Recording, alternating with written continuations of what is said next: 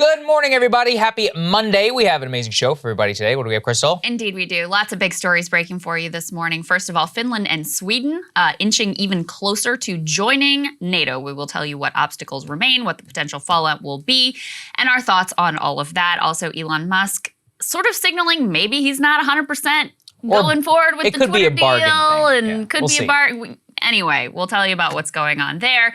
New polling reveals exactly how abortion may impact the midterm election. So far, I would say that our analysis has been vindicated, that it may help Democrats on the margins, but is probably not going to be the game changer that they would need to avoid some pretty devastating losses this fall.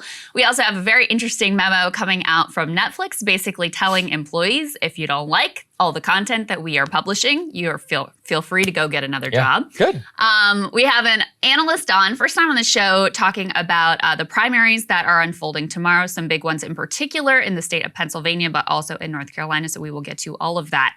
But we wanted to start with what is just a horrific tragedy and act of pure evil coming out of Buffalo, mass shooting over this weekend by a racist white supremacist. Let's go ahead and put this tear sheet up on the screen. Buffalo supermarket shooting. What do we know so far? So they say on Saturday afternoon, a white 18-year-old wearing military gear and live streaming with a helmet camera opened fire Saturday afternoon at Tops Friendly Market. It's one of the only supermarkets in this neighborhood. It's a supermarket in a predominantly black neighborhood of Buffalo, New York. Ultimately, 10 people were murdered by this man. 3 more were wounded. 11 of those individuals were black. 2 were white. The gunman live streamed the shooting to a small audience on Twitch for several minutes before the platform cut off his feed. According to police, the gunman began shooting in the parking lot, then moved inside the store. A heroic security guard, Aaron Salter, fired multiple shots trying to protect the innocent shoppers who were there. None of them, unfortunately, penetrated the gunman's armor. He also ultimately killed Salter and then stalked through the aisles shooting shoppers. He apparently published a manifesto online that is purportedly attributed to him, where he takes credit for this mass violence. It is, I actually read a good bit of it, at least the ideological parts of it. And first of all, it's kind of exactly what you would expect, a bunch of completely racist claptrap talking about the so-called Great Replacement theory, that whites are being genocided by people who are quote-unquote replacers coming in from the outside. He lumps in black people as one of these replacers. Lots of pseudo, fake race science about how black people are inferior and they're not intelligent and they're criminals. Bunch of racist, anti-Semitic conspiracy theories. And ultimately, it turns out a lot of this was actually plagiarized, Saagar, from the Christchurch, New Zealand shooter that, massacred Muslims in 2019. So dude couldn't even write his own racist manifesto. Horrific, accounts from eyewitnesses there on the scene. Let's take a listen to a little bit of that. I could hear where the gunshots were, how close they were coming, and it wasn't all the way to me yet. I don't know what made me get up. I just kept saying, you gotta get up, you gotta get up. I literally jumped up, everything fell off. I had keys on my elbow. They literally came off my wrist, hit the freezers. My shoes were off, and I just kept running. At this point, where is your daughter? She's in the front. Still in the front? Still in the front, crouched at register 6, because I never looked behind me until I got all the way to the back. I turned around, she wasn't there. And I said, where's my baby? Has anyone seen my baby? Where is she?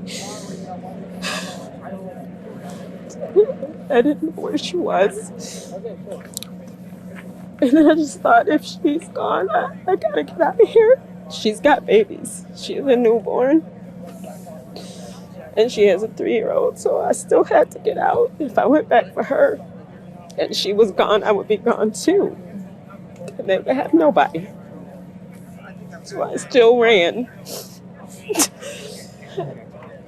And ran out the back. I mean, there are a few things more heinous than innocent, powerless people being targeted just for who they are. And I cannot begin to imagine the horror that was experienced by the people who were there in that supermarket and are now grieving the loss of loved ones and community members, fathers, daughters, sons. It is truly horrible. Yeah, no, I mean, there's no other way to describe it as act of pure evil. I think you put it really well. And so now the real question is like, who is this gentleman? I'm not going to say his name. I also, unfortunately, had to read the idiotic manifesto, which, I read the Christchurch person. Turns out it was the same one in many of these respects. Look, if you spent any time on the dregs of the internet, none of this is all that surprising to you. And this is just one of your classic, like, absolute losers within society trying to blame everybody else for their problems. And the question arises, though, and I think at a very serious level, is we have heard a lot about domestic terrorism here in the United States. It's been supposedly in a major priority of the Biden administration, of law enforcement, over the last 2 years.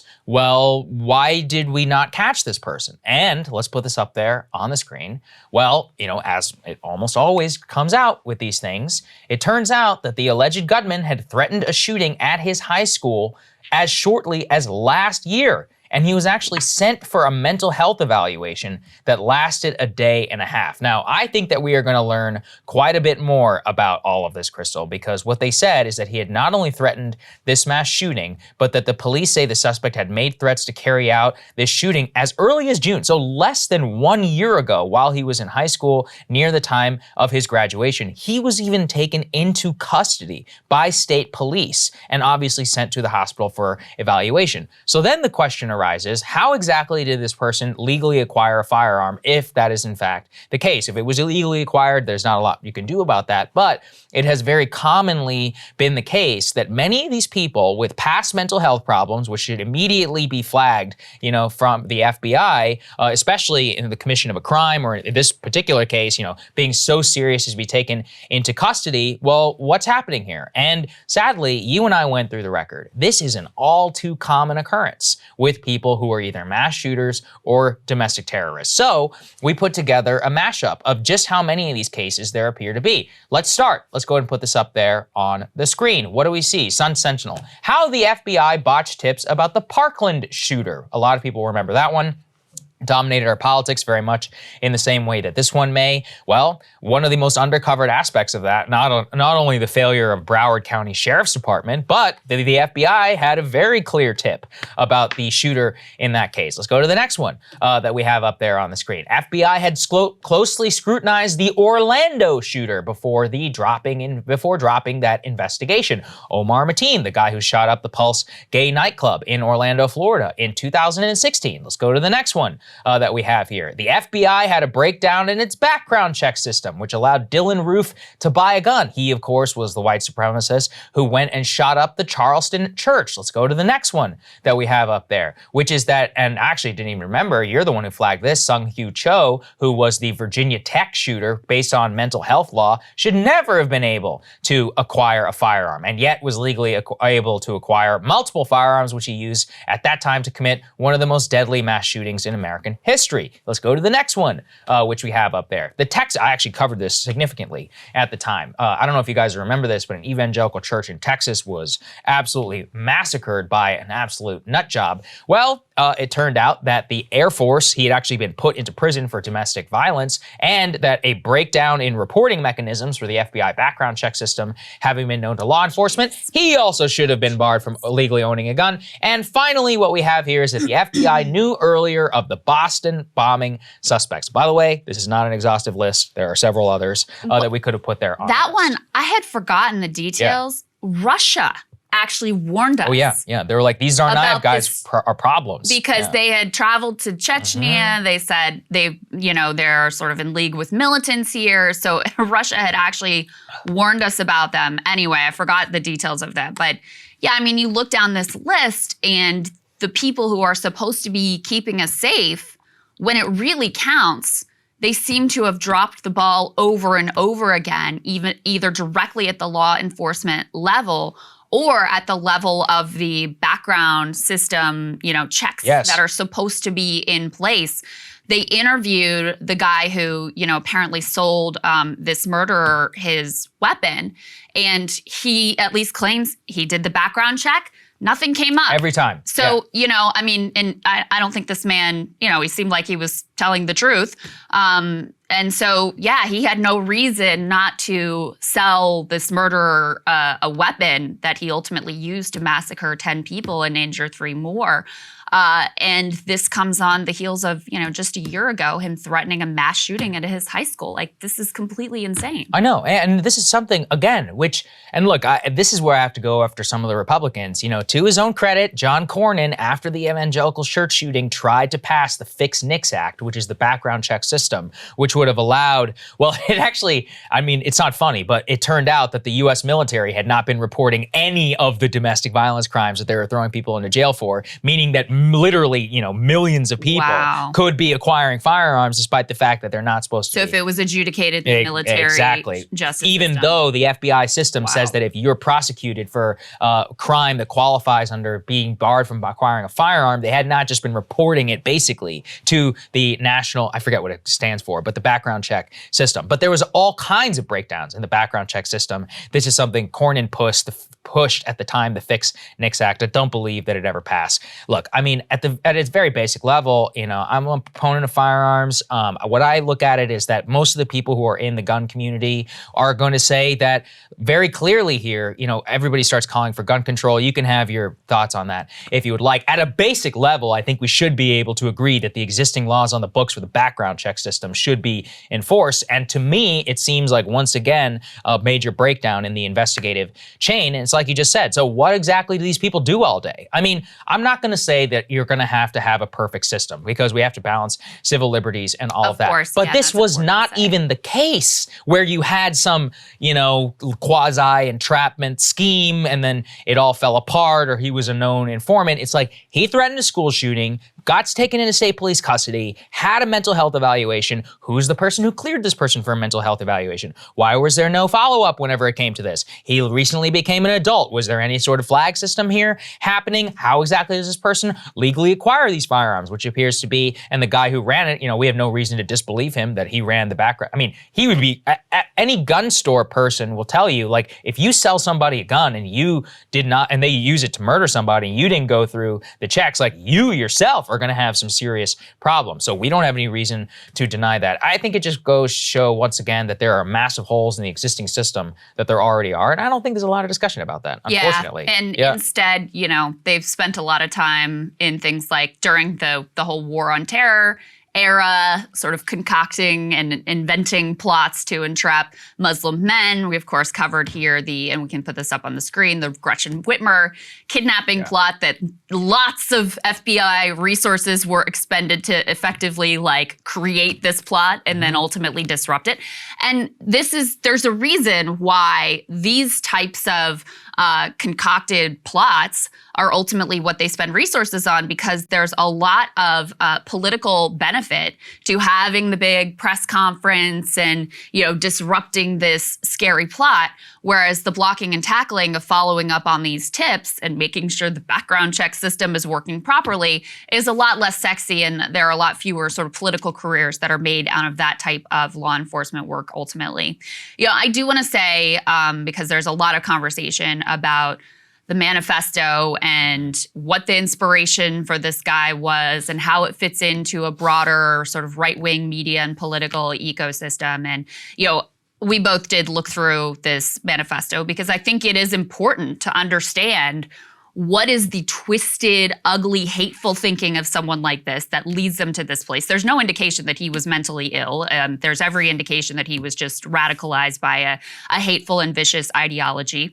What he claims in this purported manifesto is that during COVID, he was bored. He spent a lot of time on Reddit, spent a lot of time on 4chan, ends up immersed in this, complete garbage around, this racial ideology, white supremacist ideology, and becomes convinced that there's this, cabal of global Jews who are trying to replace the white race and that it's a white genocide and all of this. So standard issue, great replacement theory nonsense, which has been used and cited not only by him, but Tree of Life Synagogue, down in El Paso, Christchurch that as well. shooter, and as we mentioned before, the Christchurch shooter. Now, there's been a lot of conversation about Republican politicians and Tucker Carlson in particular, who have given sort of a wink and a nod to this type of rhetoric. Tucker has talked specifically about the theory they usually offer is that Democrats are trying to legalize undocumented immigrants and bring in more immigrants, bring in more refugees to try to gain an electoral advantage and replace classic Americans, or they'll use some sort of like whitewashed language like that ultimately. And what I just want to say is I don't think it's fair to draw a direct line between, what one killer does and political rhetoric used by anyone. I don't think it'd be fair to do that to the left. I don't think it's fair to do it here. I do think it's totally fair to inquire, as we do routinely on this show, what type of rhetoric is good and healthy for society and places blame in the correct places, and what type of rhetoric divides us and convinces us that ordinary, powerless people are the real enemy. And I don't think that there's any doubt that there has been, routine sort of scapegoating rhetoric from Tucker, from politicians on the right. And whether or not that was any sort of fuel for this individual, there's actually no evidence that he took any direct inspiration from Tucker or from any of the individuals that are being cited right now. But I think it's totally fair game to ask the question about what type of rhetoric is ultimately good for society, what are accurate reflections of what's actually going on in society. And I think that those questions can lead you to a deeper conversation about the roots of hatred and extremist violent ideology in America than just the cheap and easy answers, which would be, we need more internet censorship, let's take down one particular cable news host. And that's not to say, because media does have an impact on society, and the rhetoric actually, really is significant, really does matter. But it's too simple to just, these trends are ultimately a reflection of sort of like deeper rot and deeper problems in American society. So politicians and media figures who cynically, out of their own ambition, like give a wink and a nod to that rhetoric, they're more a reflection of these undercurrents that are going on than they are some sort of leader or pioneer. They see what is fueling clicks, what's creating rage, what's creating emotion, and they feed off of it.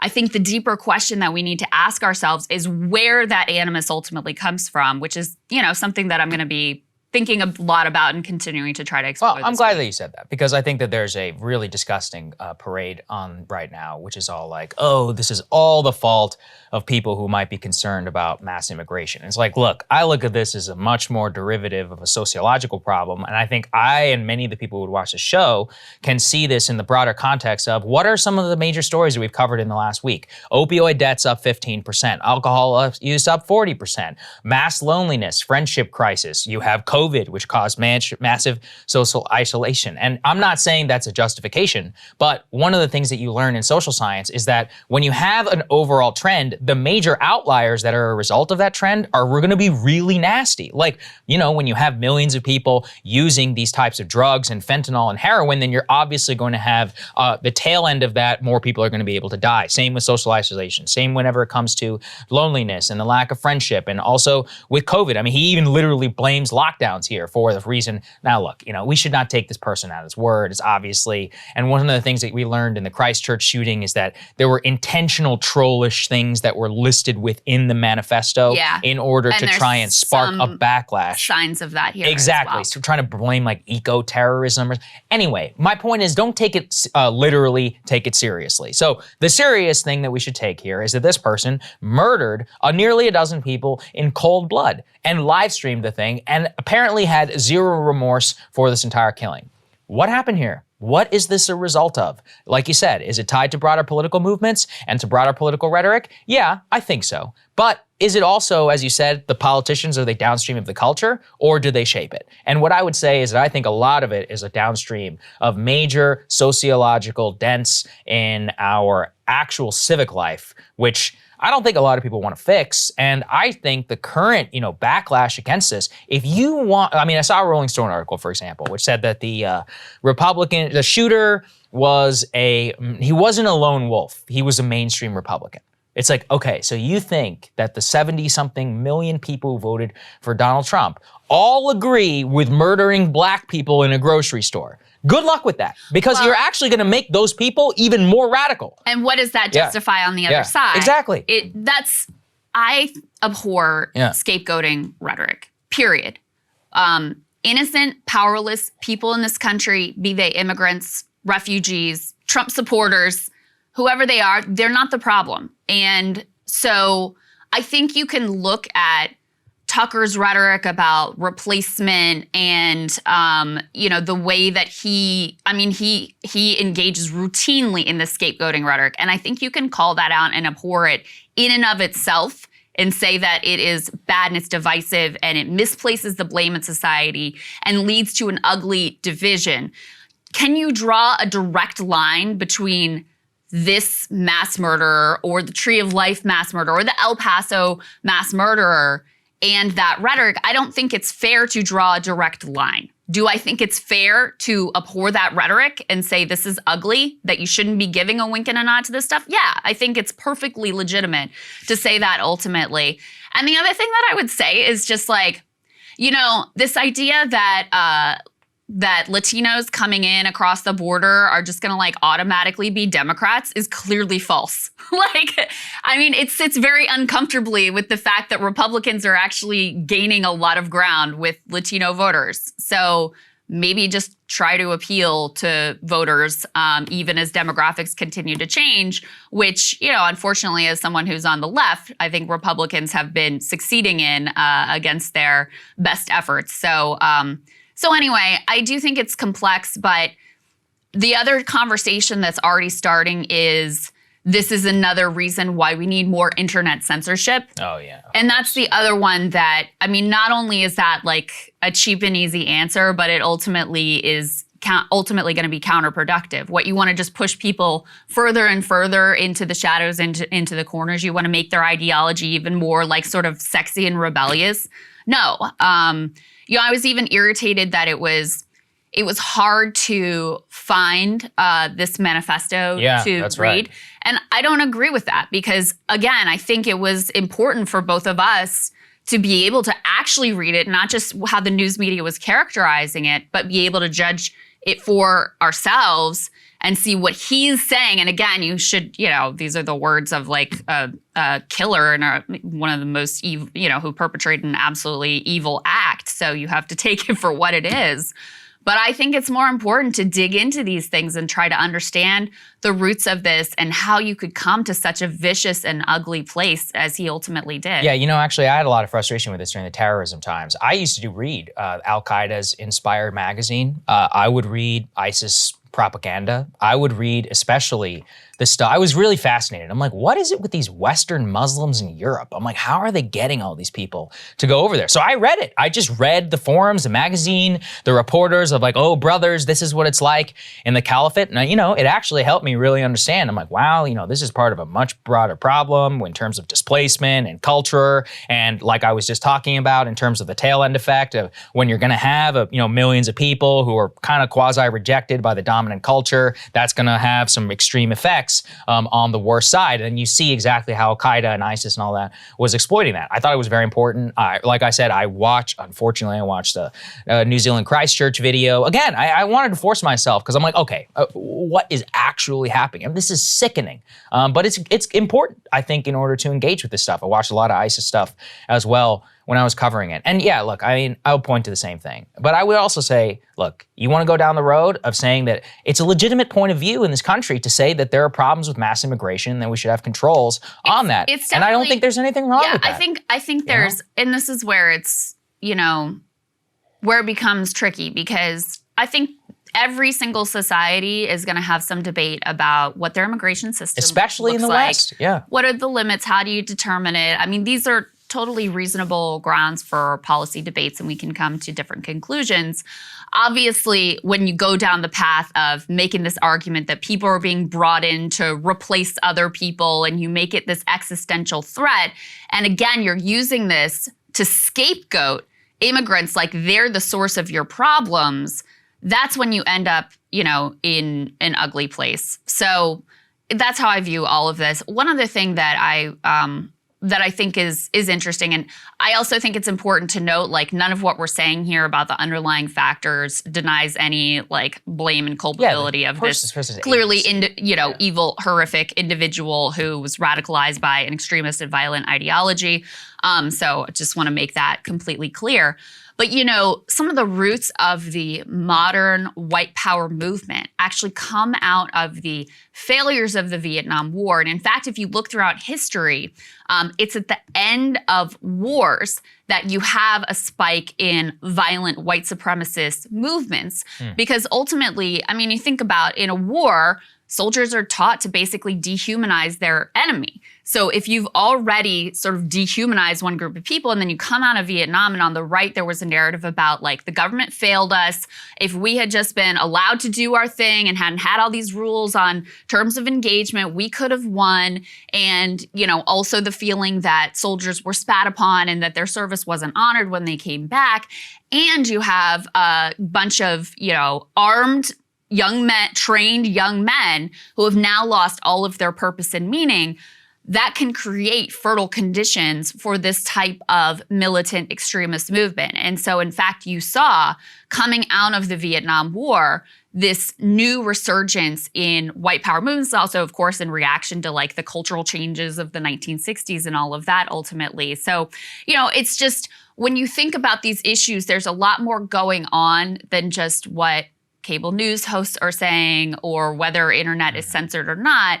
There's a reason why America is such a violent society ultimately. And I do think part of it is, violence is normalized through our endless wars that we repeatedly engage in as one particular factor, not to mention the loss of meaning as we've shipped jobs overseas and we've made it very difficult for people to be able to have that family unit that is, such a core source of like meaning and purpose for a lot of human beings here and around the world. So it's a complex conversation. Absolutely. I guess that's just what I'll say. Cable news is ripping us apart, dividing the country, making it impossible to function as a society, and making it impossible to know just what is true and what is false. But the good news is they are failing and they know it. That is why we're building something new, a new mainstream, a healthier one, something more trustworthy, something that we are going to need in one of the most pivotal times in American history. We are building up here for the midterms, for the upcoming presidential election, but we need your help. So if you can help us out by becoming a premium member today at breakingpoints.com, we're trying to change America for the better and the entire world. So what are you waiting for, guys? Go to breakingpoints.com and sign up and help us build a new mainstream.